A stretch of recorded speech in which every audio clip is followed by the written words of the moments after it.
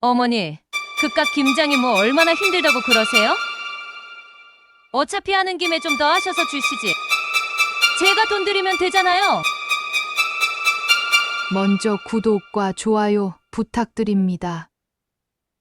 여러분의 클릭 한 번이 저에게 큰 힘이 됩니다. 그럼 오늘의 이야기 시작합니다. 제 이름은 정순자입니다. 올해 68입니다. 35년 동안 반찬 가게를 하며 살았어요. 손맛 하나로 아이를 키웠지요. 제 남편은 평소에는 무뚝뚝한 사람이지만 그래도 가정에 충실하고 성실한 사람입니다. 아들이 둘 있습니다.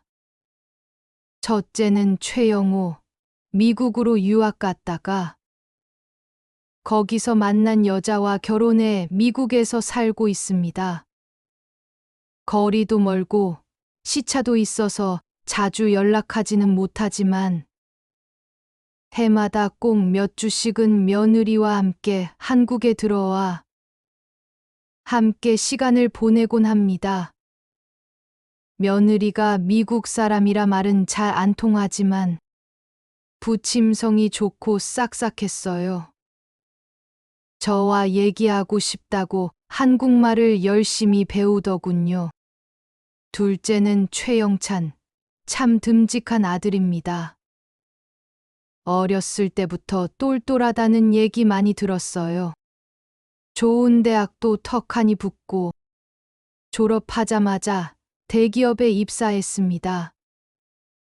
형이 미국에 있어서 그런지 둘째가 항상 저를 잘 챙겼어요. 특별한 날도 아닌데 예쁜 꽃다발도 자주 사다 주었습니다. 마트에서 장 보고 가게로 가는 길이면 어디선가 나타나서는 무거운 짐을 다 들어주곤 했습니다. 주말에는 가게에 나와 제 일을 도와주기도 했습니다.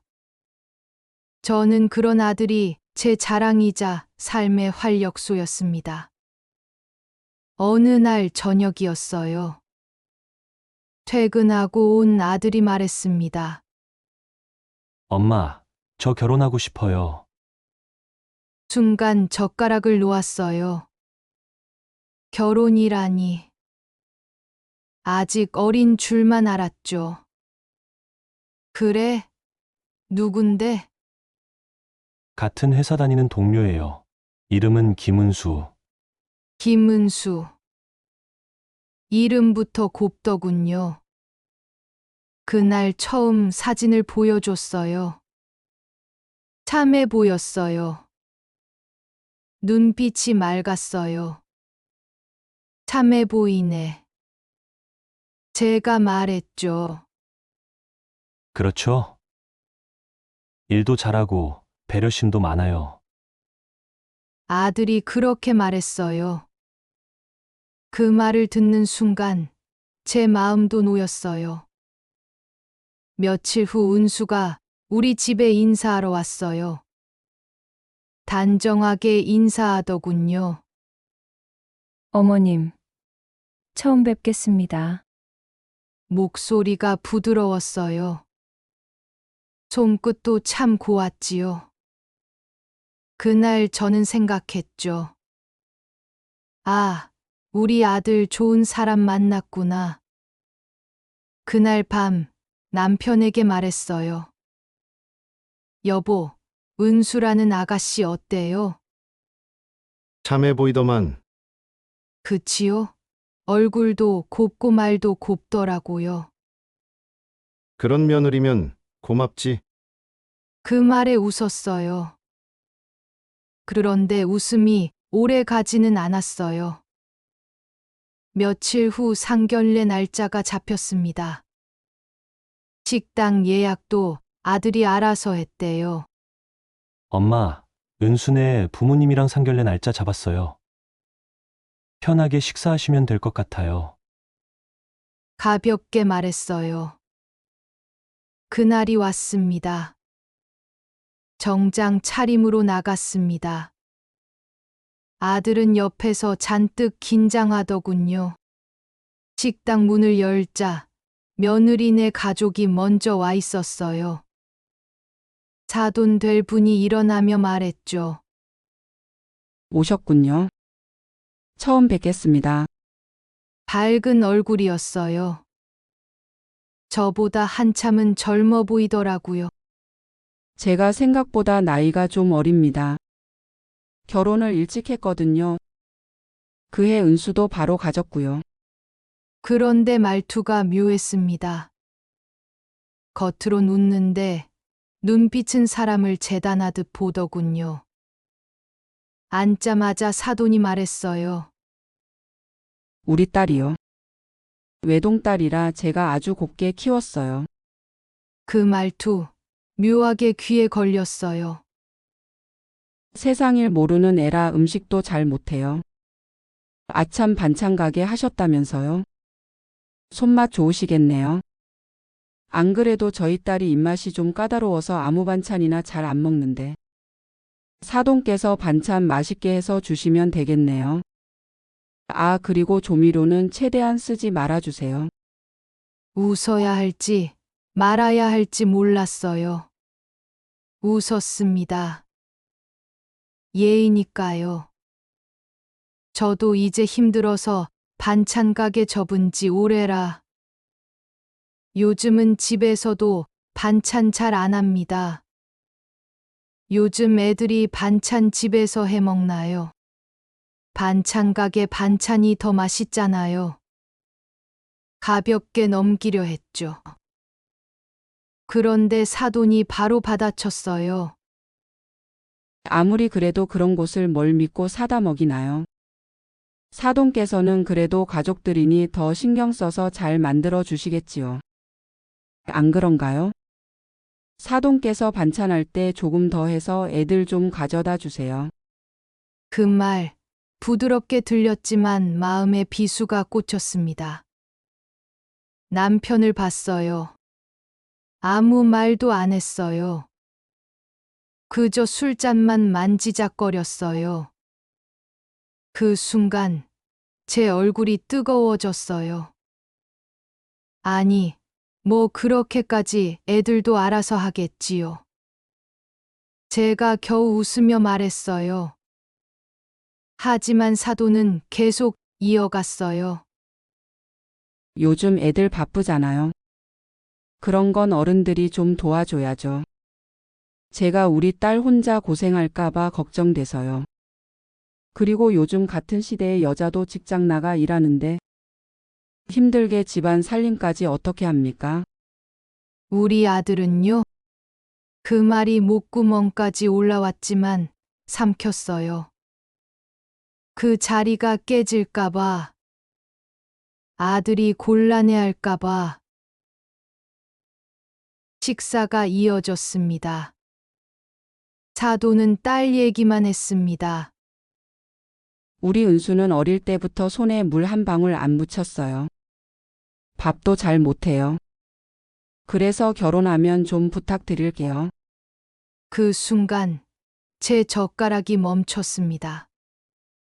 손에 물 한 방울 안 묻힌 사람이라 그럼 나는 뭐였지? 나는 물이 아니라 김칫국물에 손을 담그며 살았는데 남편은 여전히 말이 없었어요. 그저 그래요. 그래요. 짧게 맞장구만 쳤어요. 그 침묵이 더 서운했습니다.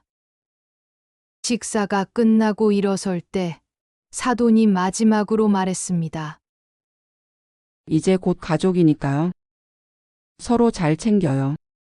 그 말 참 이상했어요. 가족이면 왜 부탁만 하죠?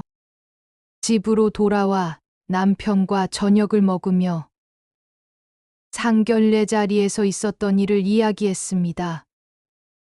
사돈이 좀 그렇지 않아요? 처음부터 부탁하는 말투가 예의가 아닌 것 같아요. 당신이 너무 예민해.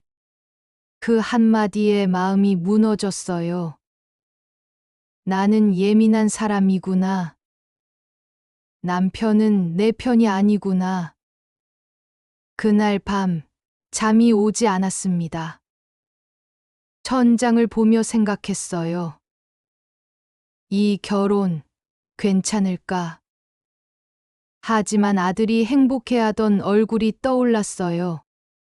그래서 생각을 접었습니다. 그래, 그냥 믿자. 아들이랑 며느리랑 행복하게 잘 살면 되는 거겠지. 어느새 아들 결혼 날이 다가왔어요. 아들은 정장을 입고 멋있게 서 있었습니다.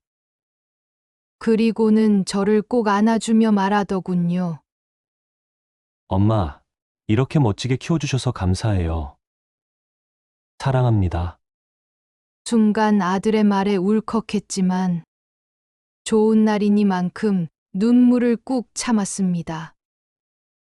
그래 아들아, 행복하게 살길 바란다. 며느리는 하얀 드레스에 환하게 웃었어요. 그 웃음이 진짜 같았어요. 그날만큼은 저도 진심으로 축복했습니다. 며느리의 손을 잡으며 말했어요. 오늘 너무 예쁘구나. 공주님 같아. 은수야, 우리 아들 잘 부탁한다. 네, 어머님. 감사합니다. 영찬 씨랑 행복하게 잘 살게요. 그런데 그 결혼은 정말 하지 말았어야 했어요. 그때라도 이 결혼은 말렸어야 했습니다. 비극은 그날부터 시작이었어요. 결혼식이 끝나고 한동안 집이 조용했습니다. 아들이 떠난 빈 방이 낯설었어요. 새하얀 셔츠가 걸려 있던 자리, 아들이 잠을 자던 침대, 항상 앉아 책을 보던 책상까지 그 자리가 텅 비었습니다. 저는 아들 사진첩을 꺼내 들었어요. 아장아장 엄마 품을 향해 걸어오던 게 엊그제 같은데 언제 이렇게 커서 엄마 품을 떠나간 건지 가슴 한켠이 아려왔습니다. 그래도 결혼식 날 아들이 행복해하는 모습을 보니 마음이 놓였습니다. 아들이 잘 살겠지. 사랑하는 사람과 함께니까요. 그렇게 스스로를 위로했습니다. 그런데요. 이상했습니다. 결혼한 지 한참이 지났는데 한 번도 집에 오질 않았습니다. 전화도 없었어요. 내 생일인데도 밥 한 끼 같이 먹자 소리 안 하더군요. 용돈이 통장에 찍혔습니다. 메시지 하나 없이 딱 그 돈만. 남편은 말했습니다. 요즘 애들은 바쁘잖아. 그러려니 해. 그 한마디가 또 가슴에 박혔습니다. 그래도 엄마 생일인데, 그래도 미국에 있는 아들과 며느리에게서 연락이 왔습니다. 며느리는 서툰 한국말로 제게 축하한다 말해주더군요. 참 고마웠습니다. 그날 밤 케이크를 사왔습니다. 한 번도 내 손으로 사보지 않던 케이크였는데 그날은 유난히도 쓸쓸한 마음에 근처 제과점에 들러 케이크를 하나 사왔습니다. 촛불을 꽂고 스스로 불었어요. 순자야, 생일 축하한다. 혼잣말로 그렇게 말했어요. 촛농이 떨어질 때 눈물도 떨어졌어요. 이틀 후 전화가 왔습니다. 번호를 보니 낯설지 않았어요. 은수였습니다. 어머니, 잘 지내시죠? 오랜만에 듣는 목소리에 너무 반가웠어요. 그럼 잘 있지. 너희도 잘 있니? 그랬더니 은수가 웃으며 말했습니다. 네, 다름이 아니라요. 반찬이 좀 떨어졌어요. 뭐라고? 요즘 일이 너무 바빠서요. 밥도 제대로 못 해 먹어요. 그래서 이번엔 미역줄기랑 장조림 좀 부탁드려도 될까요? 그 말 처음엔 귀엽게 들렸어요. 그래, 뭐 너희가 먹고 싶다는데 해다 주마. 반찬 정도야. 엄마니까 해줄 수 있죠. 그날 밤 손목이 얼얼하도록 만들었습니다. 고기를 삶고 간장을 졸이고 참기름을 둘렀습니다. 다음 날 전화를 걸었어요. 은수야, 반찬 다 했다. 오늘 집에 있을래? 들고 갈게. 아, 어머니, 오늘 저희 둘 다 야근이에요. 그래. 그럼 내일은? 내일도 좀 힘들어요. 그럼 언제? 그냥 퀵으로 보내주세요. 그 말이 이상하게 마음을 찔렀습니다. 퀵으로 보내주세요. 그게 전부였습니다. 물론 요즘 시어머니가 아들 집 막 들락날락하는 걸 며느리들이 안 좋아한다는 거 알아요. 저도 최대한 애들 신경 쓰이게 하고 싶지 않았습니다.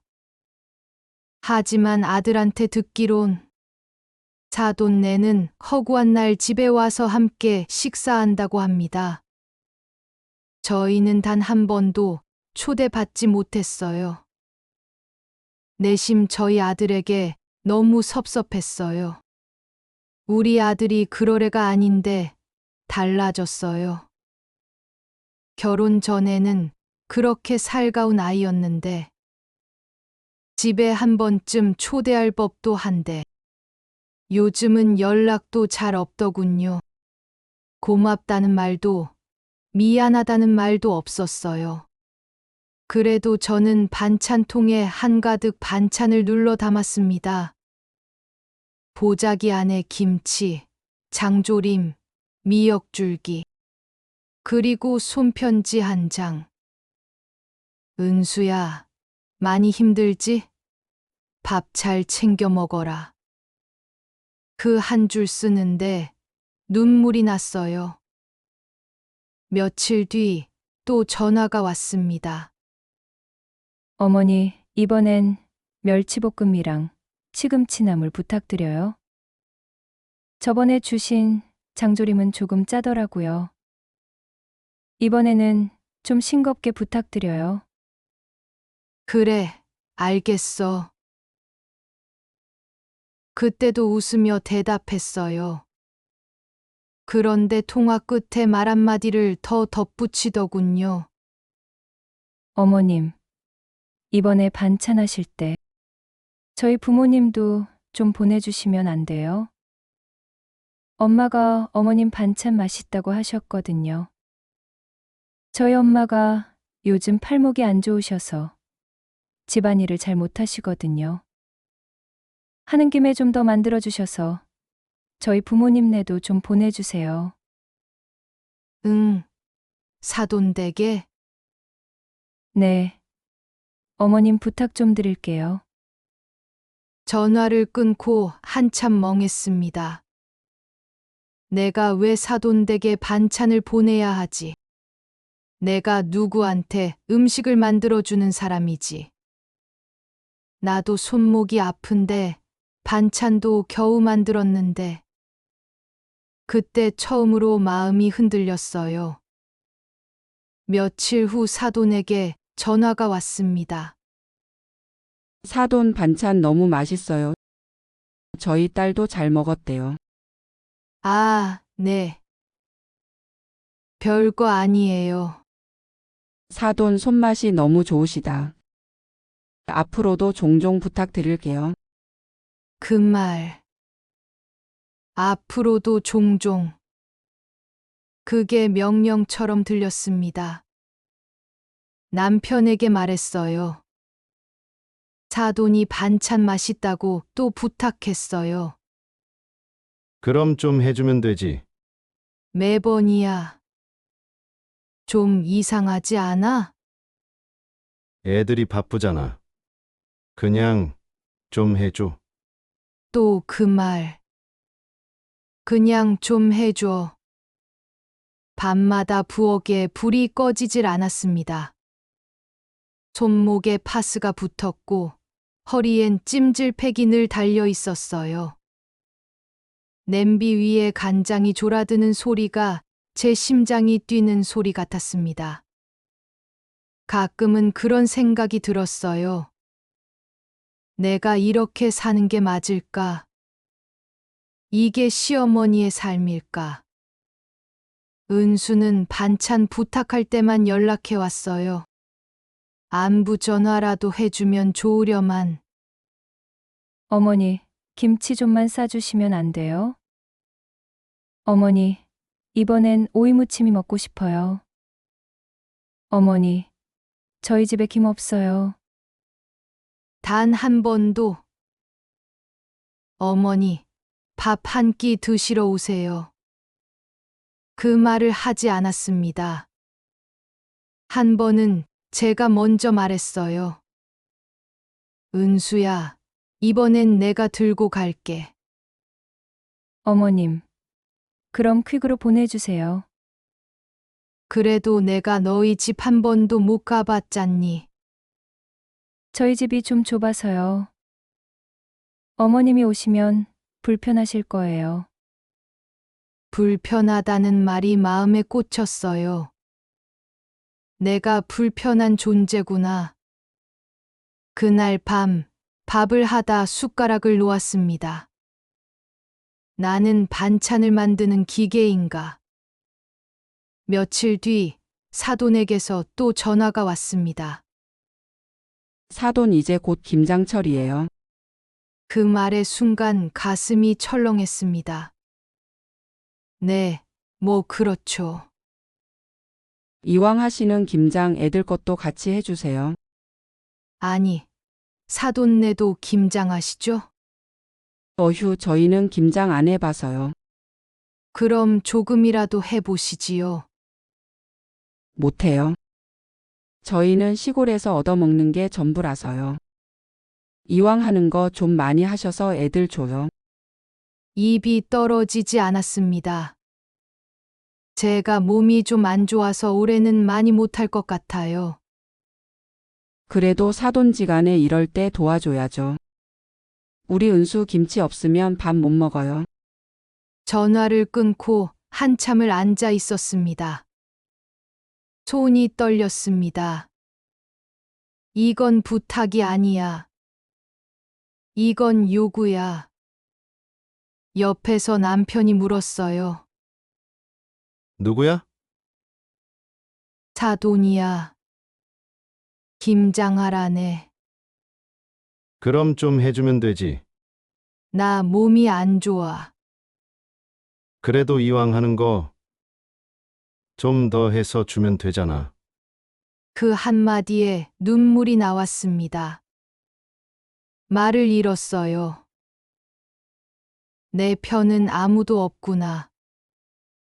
그날 밤 부엌에 앉아 김치통을 봤습니다. 손끝에 닿는 배추잎이 차가웠어요. 그 냉기가 마음까지 스며들었습니다. 그리고 다짐했어요. 그래. 이번이 마지막이다. 하지만 그 다짐이 얼마나 약한지 그때는 몰랐습니다. 다음 날 새벽 마당에 김장 재료가 쌓여 있었어요. 한가득 놓여 있는 배추와 물을 보며 식은땀이 났습니다. 다 제 손으로 해야 했습니다. 손이 얼었습니다. 허리가 끊어질 듯 했습니다. 하지만 멈출 수 없었어요. 고춧가루와 마늘 냄새가 온 집안에 퍼졌습니다. 눈물이 섞인 소금물이 배추잎 사이로 스며들었습니다. 그렇게 또 김장을 했습니다. 나를 위해서가 아니라 누군가의 부탁을 위해서. 김장은 결국 시작되었습니다. 몸이 아프다고 말했지만 그 말을 기억하는 사람은 아무도 없었습니다. 배추를 씻으며 중얼거렸어요. 그래, 너희가 맛있게 먹어주면 그걸로 된 거야. 우리 아들 식탁에 내가 해준 김치가 올라가는 거잖아. 내가 힘이 닿는 한 도와줘야지. 손끝이 하얗게 불어터졌습니다. 소금물에 절여진 배추 냄새가 코끝을 찔렀습니다. 겨울바람이 살을 파고들었지만 멈출 수가 없었습니다. 마늘을 다지고 고춧가루를 버무리며 자꾸 눈물이 났습니다. 그건 매워서가 아니었습니다. 서러워서였어요. 손목에 파스를 붙였지만 통증이 가라앉지 않았습니다. 허리도 욱신거렸습니다. 그래도 계속했습니다. 아들과 며느리, 김치통까지. 하루 종일 서 있었습니다.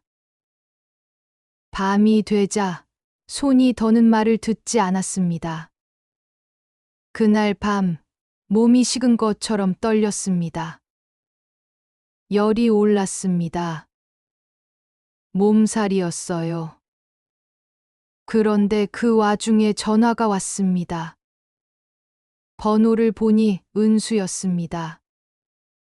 어머니, 저희 엄마가 그러던데요. 김치 해주신다면서요?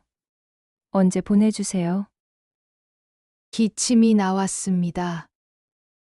콜록, 콜록 아직 절이는 중이다. 아, 그러세요? 저희 이번 주말엔 손님이 와서요. 퀵으로 보내주시면 될 것 같아요. 그 말에 대답이 안 나왔습니다. 그래도 내가 직접 가져다 줄게. 아, 어머니. 저희 이번 주에 일정이 많아서요. 집에 있는 날이 없을 거예요. 그래도 내가 내 얼굴 보고 싶다. 그러면요, 금요일에 오세요. 제가 반찬해서 집에 있을게요. 그날 김치만 주고 가세요. 저녁엔 손님이 와서 올해는 어려워요. 그래, 알았다. 전화를 끊고 손을 떨었습니다. 이번엔 꼭 가야겠다. 내가 만든 김치를 직접 전해줘야지. 금요일이 되었습니다. 김치통을 싸서 들었습니다. 무게가 꽤 됐습니다. 엘리베이터 앞에 섰습니다. 점검 중. 그 글자가 눈에 들어왔습니다. 순간 숨이 막혔습니다. 8층까지 전화를 걸었습니다. 은수는 받지 않았습니다. 아들에게도 걸었습니다. 역시 안 받았습니다. 그래. 그냥 올라가자. 김치통 손잡이를 꽉 잡았습니다. 한 계단, 또 한 계단. 숨이 가빠졌습니다. 허리가 찢어질 듯 아팠습니다. 다리에 힘이 풀려 몇 번이나 계단에 주저앉았습니다. 그래도 올라갔습니다. 드디어 8층. 초인종을 눌렀습니다. 문이 열렸습니다. 은수가 나왔습니다. 그 뒤로 낯선 구두 한 켤레가 보였습니다. 손님이 있었어요. 어머님, 오셨어요? 전화했는데 안 받더구나. 아, 죄송해요. 손님이 와서요. 엘리베이터가 고장이라 계단으로 올라왔어. 어머, 어떡해요. 지금 손님이랑 중요한 얘기 중이라. 죄송하지만 김치만 두고 내려가 주세요. 조금만, 잠깐만 들어가서. 안 돼요. 지금은 좀 곤란해요. 계단 내려가는 게 올라오는 것보다 낫잖아요. 그 말에 심장이 덜컥했습니다. 그래, 그럼 내려갈게. 아참, 어머님 잠시만요. 저번에 보내주신 반찬통이에요. 다음에도 맛있게 부탁드려요. 며느리는 설거지도 안 된 반찬통 한가득을 저에게 넘겨줬습니다.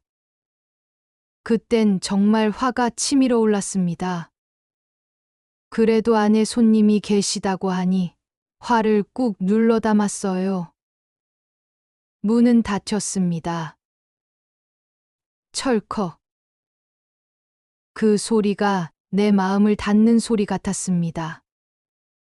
계단을 내려가기 시작했습니다. 7층, 6층, 5층. 허리가 아팠습니다. 다리가 후들거렸습니다. 빈 반찬통이지만 꽤 무거웠습니다. 그러다 그만 손이 미끄러졌어요. 순간 발을 헛디뎠습니다. 몸이 공중에 떴습니다. 그리고는 굴러 떨어졌습니다. 아. 고통이 몸을 덮쳤습니다. 바닥엔 반찬통이 나뒹굴었어요. 허리에서 엄청난 통증이 몰려왔습니다. 금방이라도 정신을 놓을 것 같았습니다. 옆에 떨어진 핸드폰을 겨우 붙들었어요. 은수에게 전화를 걸었습니다. 신호음만 울렸습니다. 다시 걸었습니다. 또. 받지 않았습니다. 도와주세요. 그 말이 겨우 나왔습니다. 그때 5층에서 문이 열렸습니다. 어떤 아주머니가 나왔습니다. 어머님, 괜찮으세요? 도와주세요. 그렇게 구급차에 실렸습니다. 병원 천장이 흐릿하게 지나갔습니다. 눈물이 흘렀습니다. 숨이 가빴습니다. 의사가 말했습니다. 허리뼈와 갈비뼈 골절입니다. 입원하셔야 합니다. 가족에게 연락을 하라 했습니다.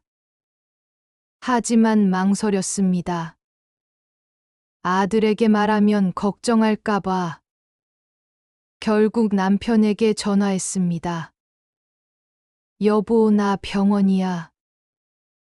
무슨 일이야? 계단에서 넘어졌어. 참, 같이 가지 그랬어. 괜찮아.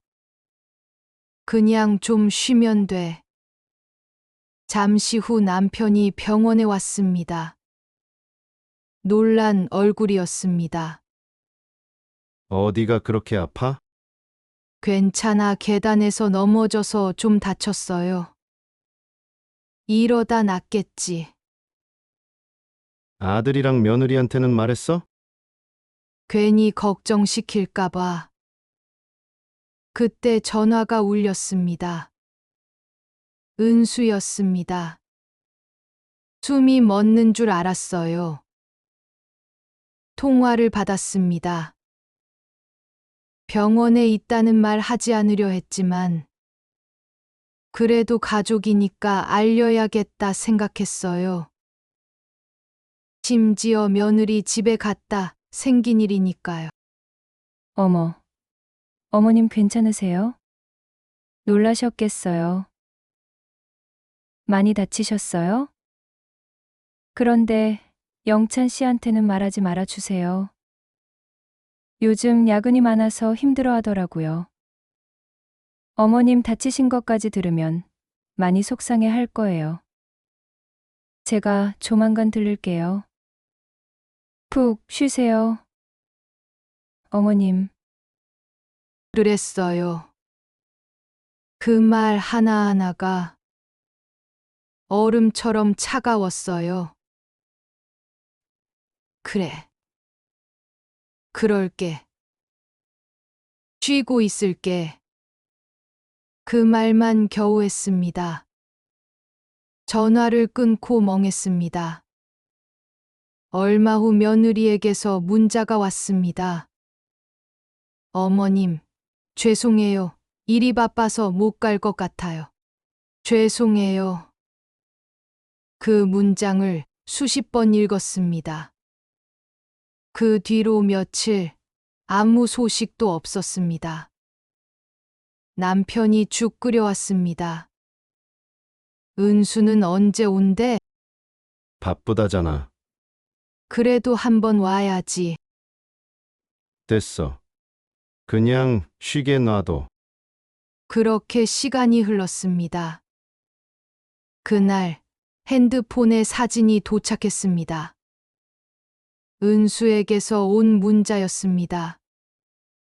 사진 속에는 아들과 은수, 그리고 사돈 가족이 있었습니다. 외국에서 찍은 사진인 것 같았어요. 야자나무와 푸른 바다가 보였습니다. 가슴이 철렁했습니다. 이건 여행 사진이잖아. 곧이어 문자가 왔습니다. 어머님, 잘못 보냈어요. 예전에 찍은 거예요. 그런데 말이죠. 예전에 찍은 사진이라고 하기엔 뭔가 이상했습니다.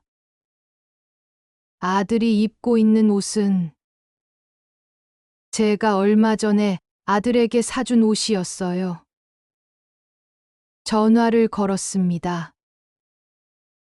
고객이 전원을 꺼두었거나 통화가 불가능한 지역에 있습니다. 그 안내 음성이 들렸습니다. 그제야 알았어요. 지금 여행 중이구나. 내가 이렇게 누워 있는 동안 자기들끼리 놀러 갔구나. 일 때문에 바쁘다며 병문안조차 오질 않더니 너무나 서러웠습니다. 눈물이 쏟아졌습니다. 숨이 막혀왔어요. 아들한테 말하지 말라던 이유가 이거였구나.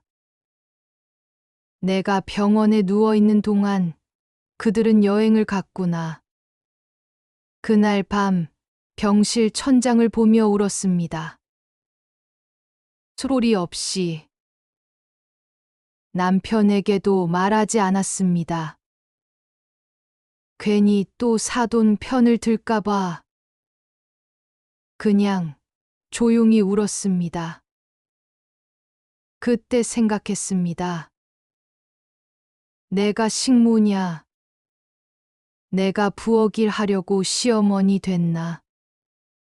이제 그만해야겠다.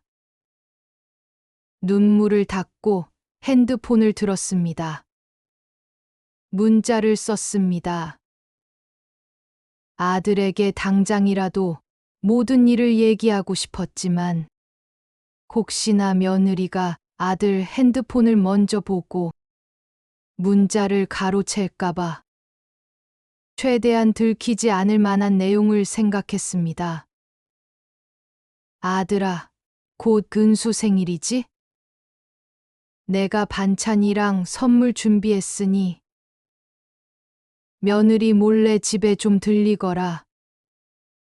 손이 떨렸습니다. 보내기 버튼을 눌렀습니다. 며칠 후 답장이 왔습니다. 엄마, 다음 주에 갈게요. 아들의 문자를 보자마자 심장이 떨려왔어요. 그날이 기다려졌습니다. 아들 얼굴을 보고 싶었어요. 진실을 말해야겠다고 생각했습니다. 그동안 있었던 모든 일들을 하루하루가 너무 길게만 느껴졌습니다. 2탄에서 계속됩니다. 다음 이야기가 궁금하시다면 구독과 좋아요 부탁드립니다. 여러분의 클릭 한 번에 저에게 큰 힘이 됩니다.